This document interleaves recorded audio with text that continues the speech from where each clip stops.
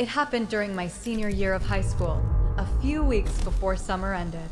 My parents had gone out of town for a wedding in another state, which almost never happened. They were the kind of people who hated leaving the house unattended, so having the place completely to myself for an entire weekend felt unreal. Naturally, I invited my girlfriend, Chloe, over. That Friday night started perfectly. We ordered food, watched movies, and around midnight Chloe noticed the backyard lights reflecting across our pool. The water glowed blue under the warm summer night, and she immediately got this mischievous smile on her face. "We should swim," she said. I laughed. "At midnight, not just swim," she whispered. "Skinny dip." I told her my neighbors would probably see us through the fences, but Chloe didn't care. She kept teasing me about being too careful, too boring, too scared to actually have fun for once. Eventually, she convinced me. The water was heated, and honestly, it felt amazing. The whole backyard was quiet except for the sound of water moving around us and distant crickets somewhere in the neighborhood. Behind us, the huge living room windows lit up the inside of the house like a movie set. Because it was dark outside, we could see everything inside perfectly. At first, it felt comforting. Then I saw something move. A shadow crossed the hallway near the kitchen. I froze instantly.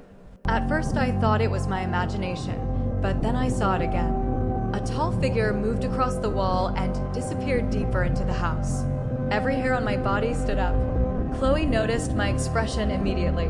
"What's wrong?" I tried to stay calm. "Get out of the pool. Now." The way I said it made her panic instantly. We climbed out quietly, trying not to splash water everywhere. I told her to hide inside the guest bathroom near the garage and lock the door until I came back for her. She grabbed my arm before leaving. "Don't go in there." But I did. I grabbed the biggest kitchen knife I could find and started checking the downstairs rooms one by one. Something felt wrong immediately. One of the dining room chairs was pulled away from the table slightly. A cabinet near the fridge was open. The TV remote was sitting on the floor. Small things. Tiny things.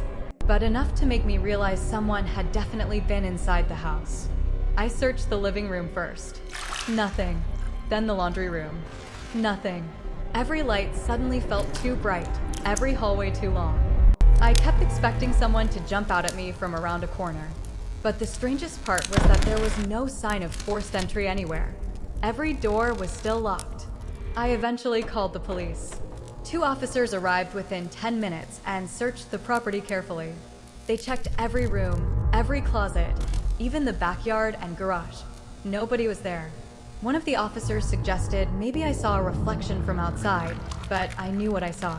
Someone had been inside that house. After they left, Chloe and I pushed my dresser in front of my bedroom door and stayed awake watching videos on our phones to calm down. Sometime around 3:40 in the morning, I heard footsteps above us. Slow footsteps, directly over my room. Chloe heard them too because she grabbed my arm so hard it actually hurt. We both stared at the ceiling in silence. Creak, creak, creak. Someone was walking upstairs.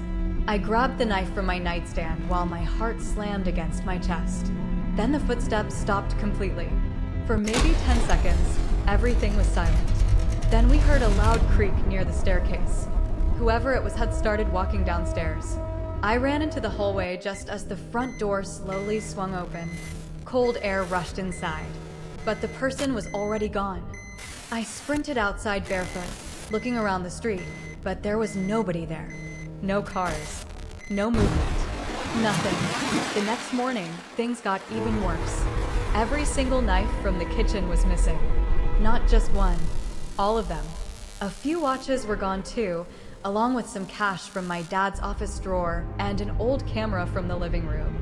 But it was the knives that terrified me. Why take only knives? The police came back later that day, but they still couldn't figure out how the intruder got in or where they had hidden during the first search. For weeks after that night, I barely slept. Sometimes I still think about one detail I never told anyone. When I ran downstairs and saw the front door open, I glanced toward the living room windows for a split second. And I swear, I saw another shadow standing inside the house.